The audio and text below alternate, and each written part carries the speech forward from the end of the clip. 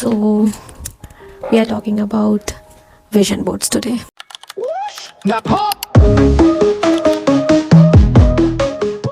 And talking about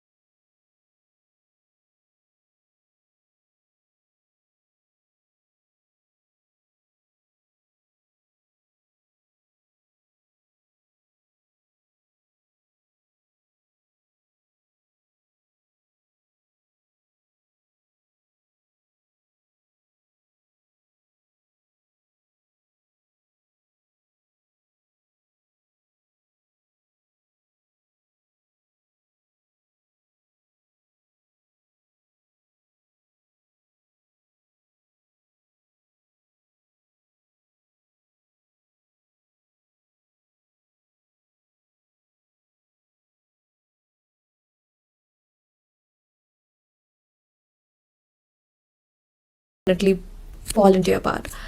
So that's pretty much it. I would be doing this entire video about vision board in the next video because I wanted to keep this video dedicated कि अगर किसी को लगता है कि vision boards are not meant for us या vision board is just, but it is not. It is literally one of the most overrated actually.